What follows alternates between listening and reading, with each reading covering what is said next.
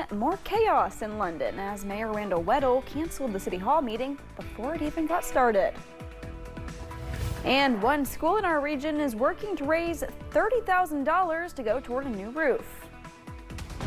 Dedicated to Eastern and Southern Kentucky, this is WYMT Mountain News This Morning. Good morning, I'm Caroline Mueller here with you on this Thursday, December 4th. The time is now 6:30, excuse me. Let's go ahead and check in with meteorologist Megan Desmond for a look at your forecast this morning. Megan, it is just so cold out there. I feel like the only silver lining is that it's not super wet outside because I am so scared of that black ice. Yes. And it's nothing to play around with, especially when you're driving into work at, 3, 4 in the morning. Exactly. And that's not something we have to deal with today. However, tonight we are going to see another round of wintry mix moving through eastern Kentucky, giving us some more chances for some icy conditions heading off into your Friday morning. So keep that in mind as we're going through that forecast. Starting off with those temperatures, though, we are seeing the upper 20s and low 30s, below average for most of the region, with high temperatures in the upper 30s to low 40s for most folks, with some chances for mid 30s as well. Now, in terms of what we're seeing right now, it is nice and dry. We have a little bit of a chance for some flurries throughout the next couple of hours, but for the most part, again, a dry daytime forecast. It's not until we head overnight that we will see those chances of a wintry mix picking up in the forecast and continuing overnight and into your Friday morning. So once again, just want to reiterate, most of your daytime hours will be nice and dry, but tonight, heading into your Friday morning, we are watching a chance of a wintry mix and for some snow. Caroline. Sounds good, Megan. Thank you. 2 people were taken to a hospital following a crash that involved a KSP cruiser. That collision happened a little before 5:30 Tuesday evening on Kentucky 80 near Hindman. Police say Anthony Bersaglia, who is not a trooper, was behind the wheel of a patrol vehicle when it hit another vehicle. He was reportedly driving from the Hazard KSP post to his garage for maintenance on the cruiser. He was not hurt. The driver of the other vehicle, Deborah Wallen, and a young passenger were taken to the Hazard ARH to be treated for possible minor injuries. 2 people were arrested in London after police found them screaming in a church parking lot around 1:30 a.m. yesterday. Laurel County deputies charged 35-year-old Justin Hammonds and 37-year-old Ashley Mills with assault and alcohol intoxication in a public place. They say the 2 were screaming at each other and had visible injuries. EMS was called to check out the injuries before they were taken to jail. In Louisville, UPS and several other corporations are the target of 2 new wrongful death lawsuits surrounding the crash of UPS Flight 2976. The new lawsuits were filed by families of 2 people killed on the ground.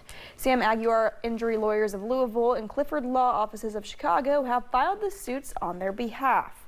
They claim several companies, including UPS and GE, who made the engine, failed to ensure the MD-11 was still safe to fly. 14 people were killed in that crash last month. One Pike County woman was arrested after she was accused of trafficking meth and marijuana. The incident happened last week on US 23. Police say they noticed Madison Ballo and another person in a vehicle who were not wearing their seatbelts. This prompted officers to pull the vehicle over. When police searched the vehicle, they found some bags containing what they believed was meth and marijuana. Madison Ballo was taken to the Pike County Detention Center. More chaos yesterday in London, where there was a controversy about several issues, including whether to even hold a city council meeting. As Jackson Plank reports, they'll try again today. This is the aftermath of a canceled city council meeting in London on Wednesday. In video obtained by WKYT, fire alarms blare in the city council chambers as members remain seated. Police shield the council while the fire chief pleads with them to leave. The escalation first began after the city's mayor canceled Wednesday's special meeting. In the opinion of the city attorney and KLC, we are beyond capacity and we're required to give adequate seating. Meeting agendas show the council plan to address ordinances on transparency and workers' pay. It comes after a contentious, regularly scheduled meeting on Monday. At this point, we do not feel comfortable as the mayor. And for them to be able to hear. And to be able to hear everything that's going on inside this meeting to proceed. According to the city's mayor, he canceled the meeting over fear of violating the Open Meetings Act and not having enough space in council chambers for everybody who wanted to attend. I appeal your decision. The meeting is not in session, so you have no powers right now. Just for the record, I appeal your, I understand, but Okay. I disagree with what you're saying. Verbal arguments between the mayor and council members continued to play out. At one point, the mayor and council members started shouting at each other. You're a liar. System way. You're a liar. WKYT spoke to Mayor Weddle following the meeting. He says despite what people may read or see about London, it's a great place with great people. Don't let the politics that you're witnessing judge what you think of London, because this is politics. It's old London fighting the changes. In London, Jackson Plank, WKYT. London police say they're aware of a video circulating on social media after Monday night's city council meeting. It shows a man saying he brought guns to the meeting and claiming he would fire them if tensions escalated. The police department told us in a statement they're reviewing the video and will forward the case to the county attorney's office. As you decorate your home for the holidays, officials are giving fire safety reminders when it comes to your pets. Fire crews say allowing pets to roam free around decorations can be a dangerous playground. One Wisconsin fire chief says a family in that state lost everything and 2 of their 4 pets ahead of the holidays.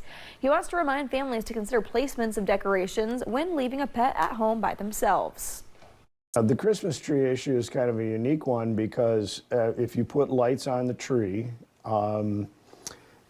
animals will have a tendency to gnaw on wires.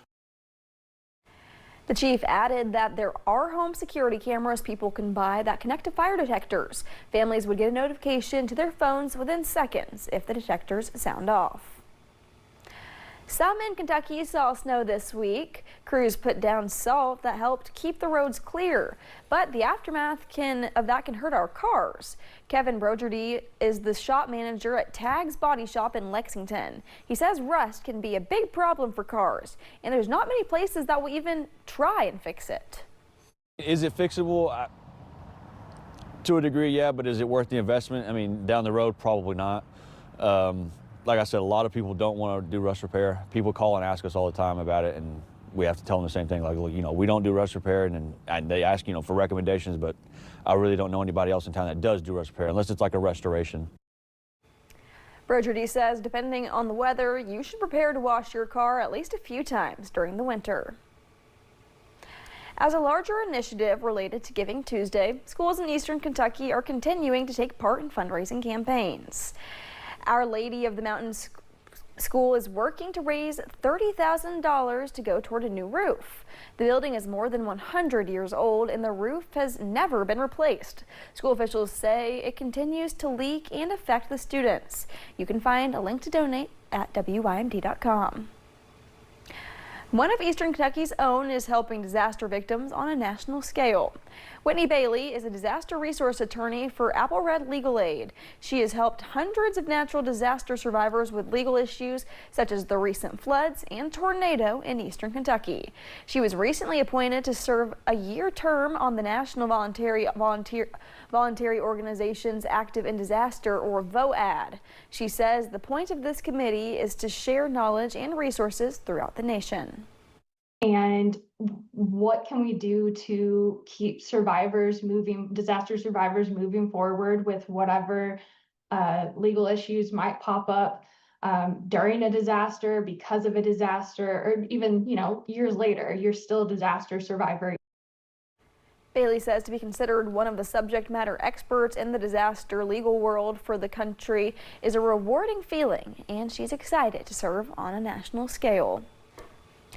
Holiday spirit is filling the air and the ARH Medical Mall in Hazard.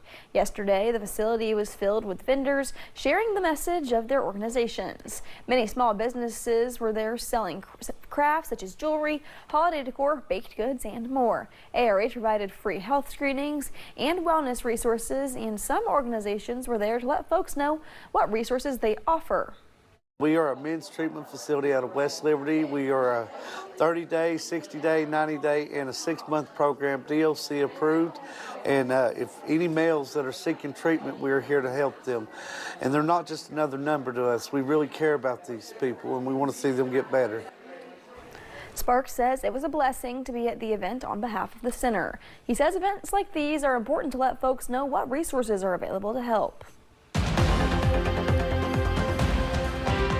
And we're still watching those clouds this morning. It's going to be a mostly cloudy day. However, we do have some chances for some flurries in the daytime hours. Now, I highlight the daytime hours because once we head overnight, we're going to see a chance of a wintry mix popping up for our southern counties and moving into our more southeastern counties. So keep that in mind. That's how we will start off your Friday. But in terms of temperatures, it's really chilly this morning, mostly those upper 20s with highs for the day in a mixture of the mid to upper 30s, with some folks having the chance of hitting the low 40s. Here's a look at that bus stop forecast for you. It's going to be cloudy all day long. Temperatures in the low 30s off to school, and on the way back home, you can expect the upper 30s. Caroline.